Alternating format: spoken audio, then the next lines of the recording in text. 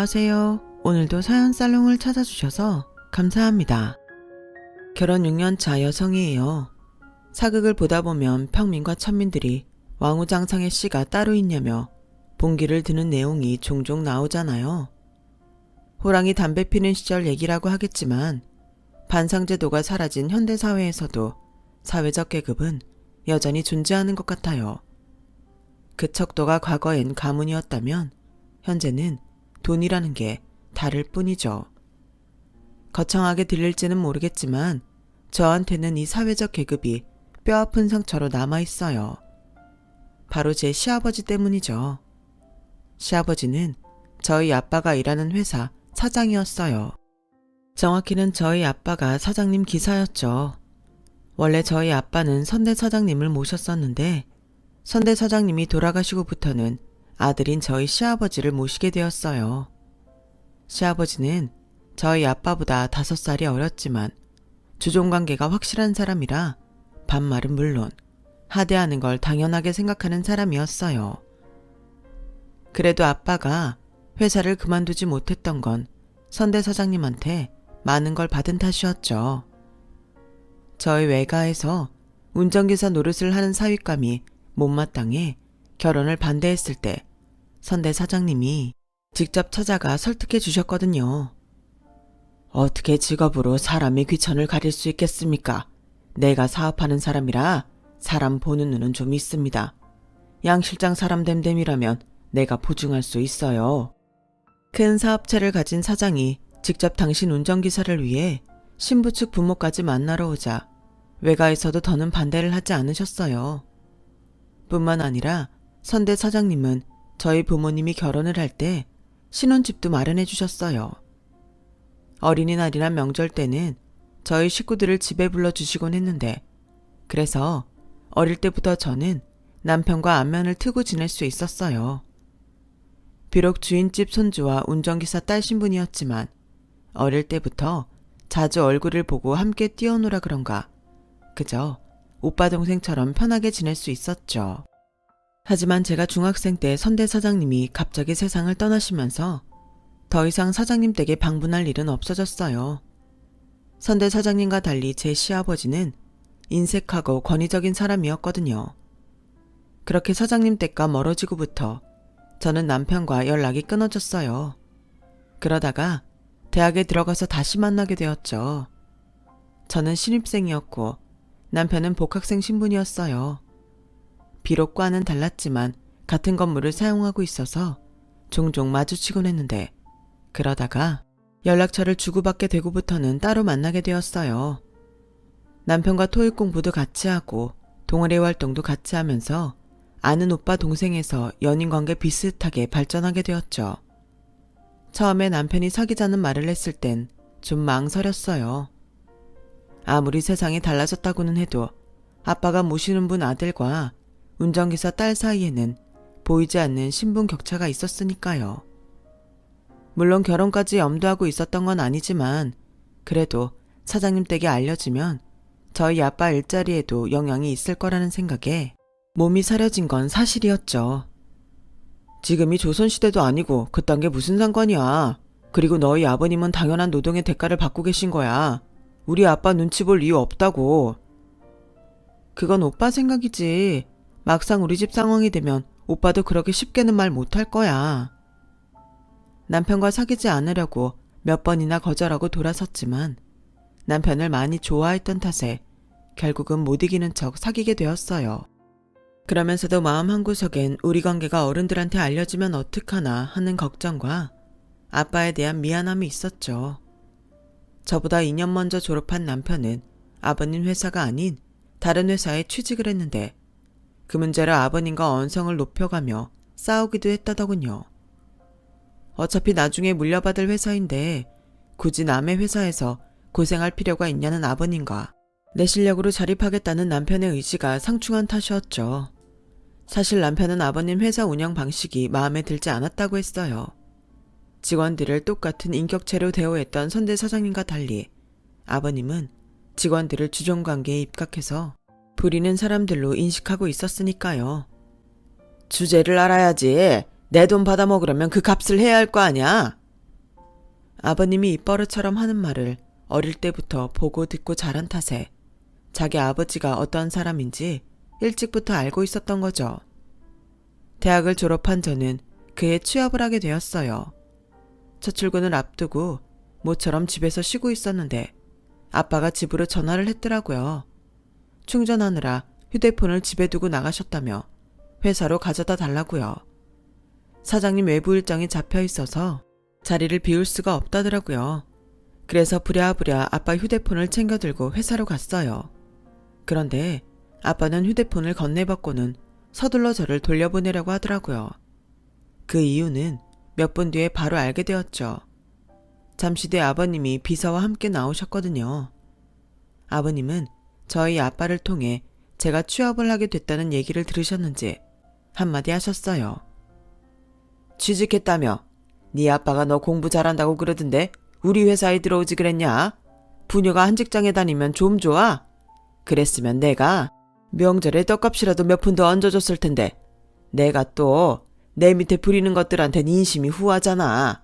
안 그래 양 기사? 세상에 직원들을 부리는 것들이라니. 거기다 저희 아빠를 부르는 호칭에도 순간 움찔했어요. 선대 사장님은 늘 저희 아빠를 회사 직급대로 양 실장이라고 불러주셨거든요. 그런데 아버님은 그동안 저희 아빠를 기사라고 불러왔던 모양이었어요. 아빠는 딸 앞에서 이런 대우를 받고 있는 걸 보여주기 싫어서 저를 빨리 보내려고 했던 거예요. 아빠는 내내 저와 눈도 마주치지 못하시고 굳은 표정으로 고개를 숙이고 계셨거든요. 호칭이 뭐가 중요하냐고 할지 모르겠지만 엄연히 직장 내 직급이 있는 건데 일부러 그렇게 부르는 건 저희가 있다고 밖엔 볼 수 없잖아요. 아무리 그래도 자신보다 나이도 많고 선대 사장님한테 예쁨을 받았던 저희 아빠를 깔아뭉개려는 의도가 다분해 보였어요. 정말 최악의 인간이었죠. 그날 저녁 남편과 영화를 보기 위해서 약속 장소로 나갔는데 남편 얼굴을 보자 낮에 봤던 아버님 행동이 떠올라 불쑥 화가 나더라고요. 유정아, 무슨 일 있었어? 왜 그렇게 날이 서 있어? 내가 뭐 잘못한 거 있니? 아무 일 없어. 그냥 짜증이 나서 그래. 남편한테 죄가 없다는 걸 아는데도 저도 한 집안의 딸이라 어쩔 수 없더라고요. 영화를 보고 저녁을 먹는 내내 뾰루퉁한 제 표정을 보고는 남편이 자꾸 무슨 일이 있었냐고 물었어요. 몇 번이나 묻는 통에 낮에 있었던 일을 말했죠. 그랬더니 한숨을 푹 쉬더라고요. 자기 부모지만 창피하다면서 대신 사과까지 하는데 더는 화도 못 냈어요. 그러던 어느 날이었어요. 퇴근 후 욕실에서 막 씻고 나왔는데 안방에서 부모님이 대화를 나누는 목소리가 들리더라고요. 아빠는 평소 집에서 밖에서 있었던 일 얘기를 잘 안 하시는데 그날은 웬일인지 엄마한테 사장님 댁 얘기를 하시더라고요. 아무래도 조만간 민호 결혼시키려나 봐. 오늘 선자리에 내보냈더라고. 민호야 뭐 지 아빠랑 다르게 바르고 착한 데다 직장도 번듯하니까 어디서도 안 빠지는 신랑감이지. 나한테도 얼마나 깍듯하게 잘하나 몰라. 나도 민호가 참 마음에 들더라고요. 사장님 아들만 아니면 우리 유정이 짝으로 탐날 정도로요. 남편이 손을 봤다는 말에 순간 가슴이 철렁했어요. 그동안 저한테 했던 말과 행동이 다 거짓말일지도 모른다는 생각에 배신감을 느꼈거든요. 그렇다고 당장 전화를 걸어 따질 수는 없었어요. 그랬다간 제가 더 비참해질 것 같았으니까요. 잠도 안 오고 눈만 멀뚱멀뚱 뜨고 자리에 누워 있었는데 남편한테 문자가 왔어요. 자니? 대답을 할까 말까 하다가 안 잔다고 단문을 했어요. 그랬더니 전화를 하더라고요. 집 앞이라고 잠깐 나오라는 거예요. 대충 가디건을 걸쳐 입고 나가 뾰루퉁한 목소리로 늦은 시간에 왜 왔냐고 따지듯 물었더니 아무래도 네가 알아야 할 것 같아서 전화했어. 내용인즉 오늘 아버님 전화를 받고 저녁 식사 장소에 나갔는데 알고 보니 자신 모르게 추진된 선자리였다는 거예요. 혹시 이 일로 제가 마음이 상할까봐 전화를 했다더군요. 그 말을 들으니 혼자 오해하고 화를 냈던 행동이 창피했어요. 그러면서 한편으로는 이제 끝낼 때가 왔다는 걸 직감하게 됐죠. 몰래 연애는 했어도 결혼까지 꿈꿀 수는 없는 관계니까요. 그런데 남편이 안주머니에서 반지 케이스를 꺼내 내밀며 그러는 거예요. 요정아, 우리 결혼하자. 뜻밖의 청혼에 제가 벙찐 표정이 되자 남편이 제 손에 반지를 끼워주었어요. 머리로는 이 반지를 받으면 안 된다고 생각했지만 가슴으로는 반지를 빼고 싶지 않더라고요. 그래서 반지만 내려다보고 있었더니 너만 괜찮다면 부모님들께 우리가 교제해 왔다는 거 말씀드리는 게 좋을 것 같아. 결혼 허락도 받고 말이야. 안 그랬다간 앞으로도 오늘 같은 선자리를 마련하실 것 같거든. 반대하실 게 불보듯 뻔한데 오빠 부모님이 날 받아주실까? 우리 인생을 부모님들이 살아주는 거 아니잖아.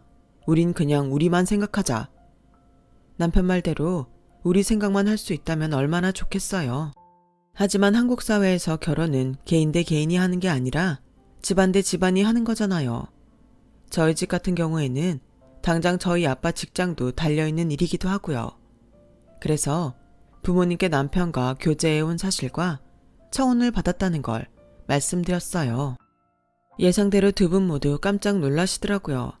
부모님 표정을 보니 반가움보다는 걱정이 더 큰 것 같았어요.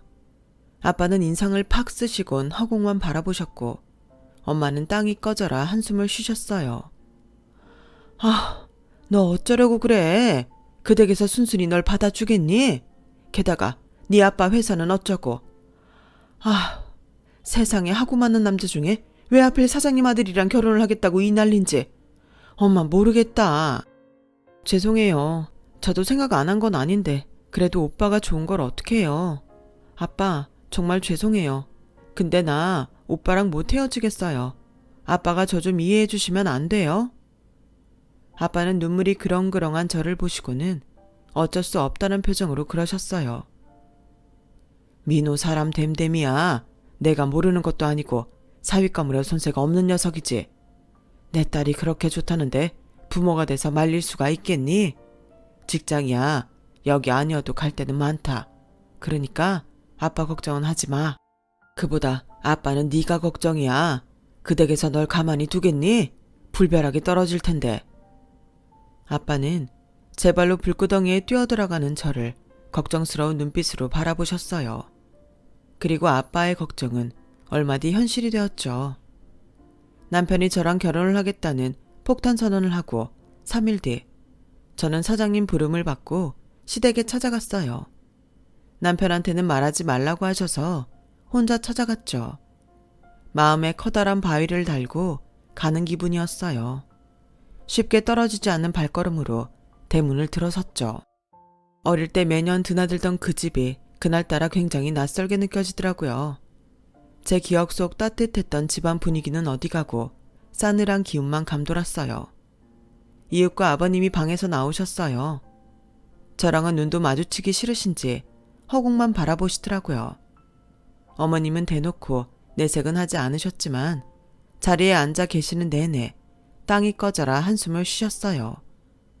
어색한 분위기로 시간이 흘러가던 그때 아버님이 먼저 입을 열었어요. 네가 똑똑한 애라는 얘기는 들었다만 이제 보니 아주 영악한 애였구나. 지금껏 걷어줬더니 감히 주인집 외동아들을 홀려서 안방을 차지하려고 들어? 이 배은망덕한 것 같으니라고.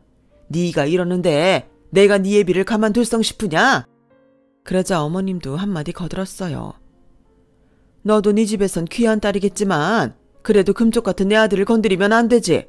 그냥 네 수준에 맞는 남자 골라 시집가면 너도 사랑받아 좋고 네 부모님도 마음이 편하지 않겠니?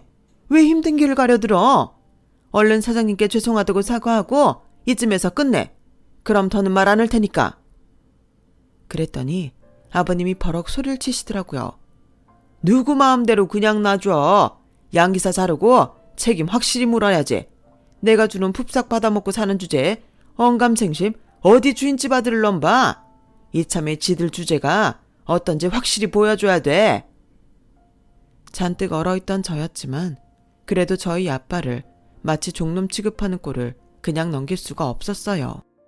품삯이라뇨. 저희 아빠는 엄연히 노동에 대한 정당한 대가를 받고 있는 겁니다. 사장님 댁에서 일하는 몸종이 아니라고요. 제가 마음에 안 차시는 건 알겠지만 그렇다고 제 부모님까지 폄하하지는 말아주세요. 이거 봐. 이게 주제 파악도 못하고 지들 먹여 살려준 주인 앞에서 고개 빳빳이 들고 짓거리는 거. 이래서 검은 머리 짐승은 돌보는 게 아니라는 거야. 배때기에 기름 좀 들어가니까 위아래도 못 알아보잖아. 네 애비가 내 돈 받아먹고 살면 내 종놈이나 마찬가지지 다를 게 뭐야. 네 애비가 종놈이면 너도 종년인 거야. 어디서 건방지게 까불어. 그때였어요. 현관이 들어서던 남편이 벼락같이 소리를 쳤어요. 아버지, 지금 누굴 보고 종년이란 거예요? 유정아, 이리 와.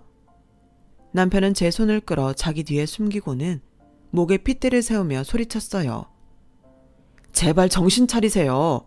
요즘 세상에 주인이 어딨고 종놈이 어딨어요.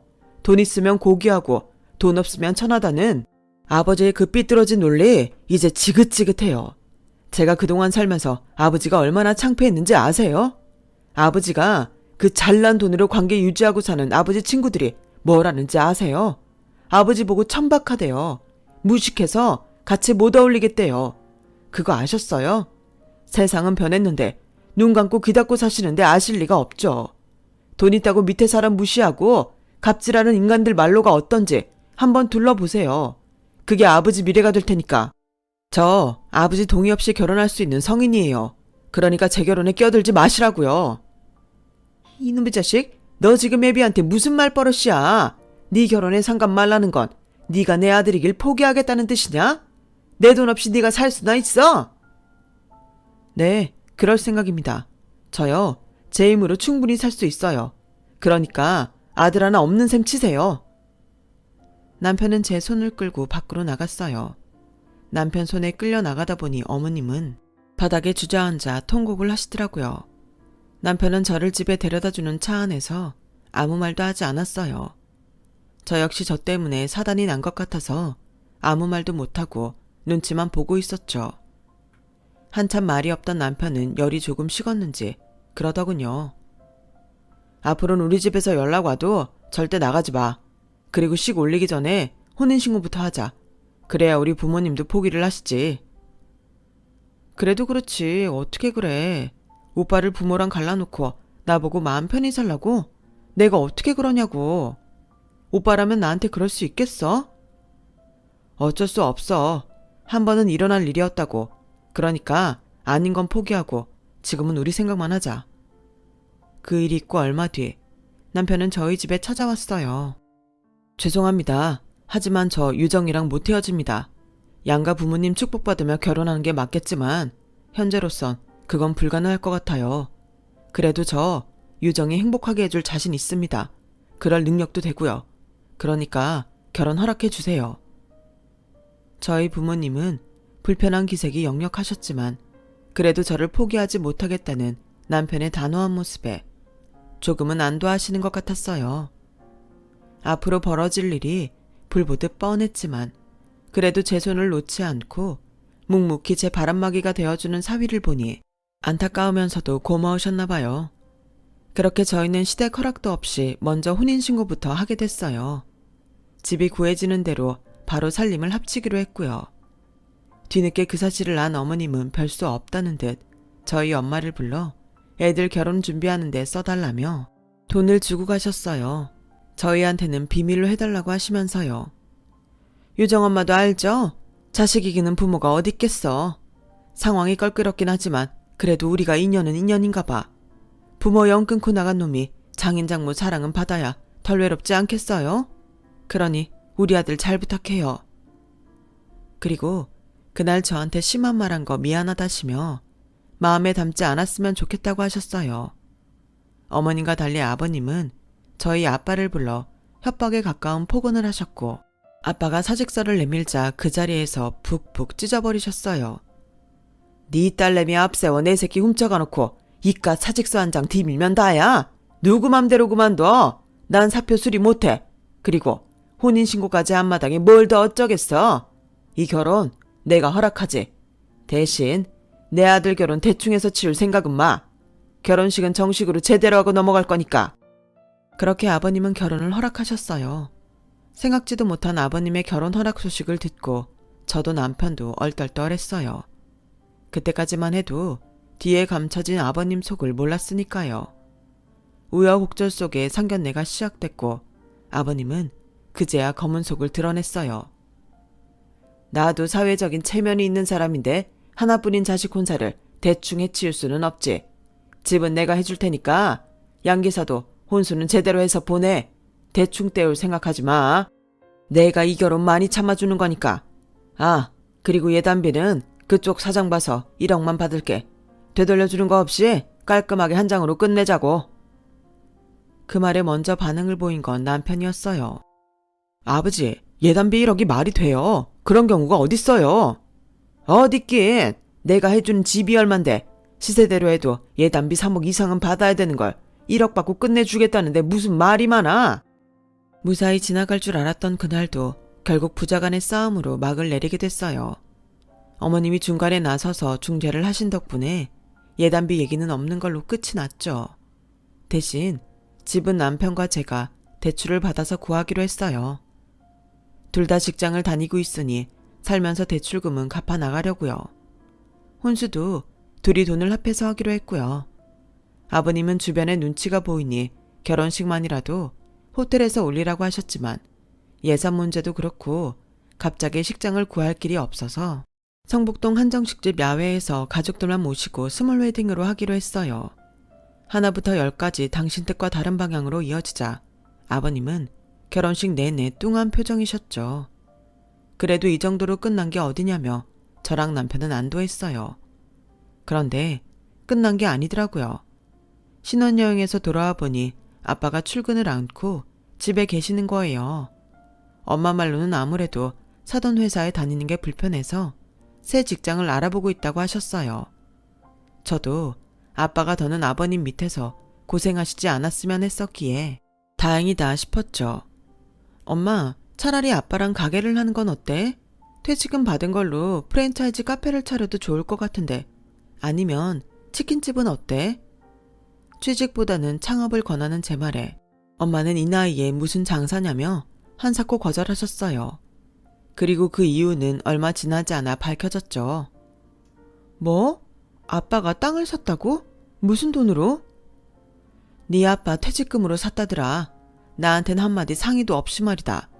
땅 판 사람이 그러는데 이게 노른자 땅이라고 했다나? 금세 땅값이 오를 거라 그랬대. 평생 노동은 신성한 거라며 돈은 일해서 벌어야 한다고 복권 한 장 안 사던 아빠가 땅을 샀다는 말에 이해가 안 갔어요. 그래서 남편한테 그 얘기를 했더니 고개를 갸웃거리며 그러더라고요. 금세 오를 땅이면 땅 주인이 왜 팔아? 자기가 돈 벌 수 있는데. 이거 냄새가 좀 나는데? 한번 알아볼까? 돈 되는 땅이라면 어떤 용도로 설정돼 있는지부터 알아봐야겠어. 용지에 따라 땅값이 오를 가망성이 보이니까. 남편은 일단 땅 용도부터 알아보자며 인터넷 검색창에 토지이용계획원이라고 쳤어요. 그 사이트에 들어가 주소를 입력하면 그 땅에 대한 정보가 나온다고요. 그렇게 엄마가 불러준 주소대로 쳐봤더니 맙소사 아무짝에도 쓸모없는 맹지더라고요. 게다가 1억이나 주고 샀다는 땅의 실제 가격은 1,000만 원도 안 되더라고요. 완전 사기를 당한 거였죠. 안 그래도 미심쩍긴 했지만 이건 너무 심해서 속이 부글부글 끓더라고요. 그래서 그 길로 남편이랑 친정으로 달려갔어요. 아빠, 그 땅 아빠한테 판 사람이 누구예요?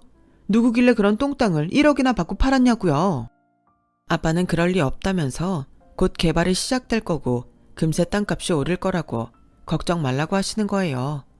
그러자 참다 못한 남편이 태블릿을 들이밀며 저희가 찾은 정보를 보여드렸어요. 그런데도 아빠는 괜찮다며 손사래를 치시더라고요. 옆에서 모든 얘기를 들은 엄마는 사색이 돼 있는데 말이죠. 그리고 순간 엄마 입에서 땅을 판 인간의 이름이 나왔어요. 바로 저희 시아버지더라고요. 예단비 1억을 못 주겠으면 퇴직금으로 자기 땅이라도 사라고 했다더군요. 뻔히 돈 안 되는 땅인 거 알면서도 어떻게든 엿먹일 요량으로 그런 짓을 벌인 거였죠. 그렇게 당신이 온전히 받아야 할 퇴직금을 날린 아빠는 엄마한테 거짓말을 했던 거예요. 노른자 땅이라고 말이죠. 그날 바로 남편과 저는 시댁에 찾아가 돈을 돌려달라고 말씀드렸지만 아버님은 끝까지 거절을 하셨어요. 은혜도 모르고 기어오르는 종놈은 몽둥이가 약인데 매질은 할 수 없으니 별 수 있냐? 돈으로 때려야지. 이게 다 자업자득이야. 탓하려거든 못난 네 예비를 탓해라. 되지도 않은 망발을 늘어놓는 아버님을 보자 더는 용서가 안 되더라고요. 종놈이요? 그럼 아버님은 뭔데요? 설마 주인집 대감이라고 생각하는 건 아니죠? 그런 거라면 꿈 깨세요. 제 눈에 아버님은요, 세상에서 제일 비루하고 천박한 사람이니까요. 아버님 친구 없죠? 그 잘난 돈 없으면 밥 한 끼 술 한 잔 사줄 친구 없죠? 그러니 그렇게 돈에 집착하고 사는 거겠죠. 돈이 아니면 아무도 아버님을 사람 대접 안 해주니까요. 네, 그 대단한 돈 죽을 때까지 꼭 끼고 사세요. 그래야 사는 동안 인간인 척은 하고 살 수 있을 테니까요. 뭐, 그 돈이 아버님한테 나는 똥꾸렁내까지 감춰줄지는 모르겠지만요. 뭐야? 이 배은망덕한 년이 어디서 함부로 짓거려? 저 말 안 끝났어요. 전요, 제 남편이 정말 대단한 사람인 것 같아요. 아버님처럼 개떡 같은 부모 밑에서도 아버님 닮지 않고 제대로 자랐으니까요. 그 1억 잘 쳐드세요. 그게 자식이랑 손주 며느리 영 끊는 위자료니까요. 저요, 이제 이 집에 발 안 들여요. 제 남편도 이 집에 절대 안 보낼 거예요. 손주요, 머리카락 한 가닥도 볼 생각 마세요. 절대 안 보여줄 거니까. 오빠, 나 그 1억 돌려받을 생각 없으니까 우리 그만 가자.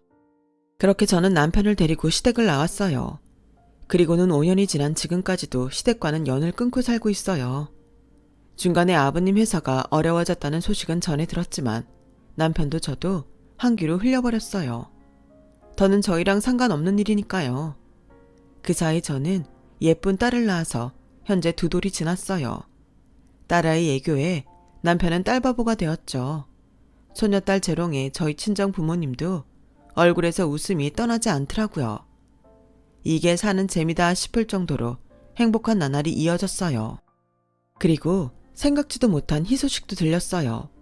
아빠가 속아서 산 그 땅이 정말 노른자 땅이 되어버렸다는 소식이었죠. 예전엔 10년이면 강산이 변한다고 했지만 요즘은 강산을 변화시키는 데는 5년이면 충분하다고 하더니 그 말 맞다나 아빠 땅에 아파트가 들어서게 되었지 뭐예요.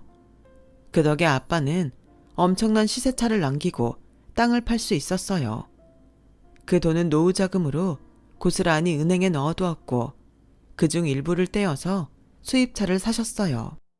이게 웬 사치냐고 하시겠지만 평생 남의 차만 몰고 사신 아빠한테 당신만을 위한 차는 꽤 의미가 있는 거잖아요. 그래서 엄마가 먼저 그 차를 사자고 하셨대요. 열심히 일한 아빠한테 주는 선물로요. 아빠가 차를 받은 그날 온 가족이 차를 타고 드라이브를 떠났어요. 수십 년간 남의 차를 몰며 달렸던 그 길을 아빠 차를 타고 달려보자고 제가 제안을 했거든요. 그렇게 차를 타고 달리다 보니 시댁 근처까지 오게 되었고 꿈에도 보고 싶지 않았던 시아버지랑 마주치게 된 거예요. 시아버지는 저희 차를 쓱 보시더니 어디 기사로 취직한 모양이구만. 하긴 종놈 기질이 어디 가나. 근데 주인집 차를 함부로 타고 다녀도 돼? 설마 내 밑에서 기사 노릇할 때도 이러고 다녔던 거 아니야? 그 말에 발끈한 엄마는 소리쳤어요. 누가 기사 노릇을 해요? 이거 우리 차예요. 그쪽이 1억에 넘긴 똥땅이 하루아침에 노른자 땅이 돼서 이 차도 사고 죽을 때까지 일 안 하고 먹고 살게 됐네요. 엄마의 말에 시아버지는 눈을 부릅뜨더니 뒷목을 잡았어요. 그런 시아버지를 뒤로하고 우리 가족은 쌩하니 달려나왔죠. 그날 일을 생각하면 아직도 입술이 춤을 출 정도로 통쾌해요. 물론 남편을 생각하면 씁쓸하긴 하지만요. 그래도 자신이 지은 죄는 스스로 갚아야 하는 거니까 아직은 아버님이 인생의 쓴맛을 더 보셨으면 하는 생각입니다. 대신 남편은 제가 많이 아껴주려고요. 지금까지 제 사연을 들어주셔서 감사합니다. 건강이 최고죠. 항상 건강하시고 복 많이 받으세요. 여러분, 사연 댓글에 응원과 현명한 조언 부탁드려요. 좋아요와 구독은 저에게 큰 힘이 됩니다. 오늘도 좋은 일 가득하세요.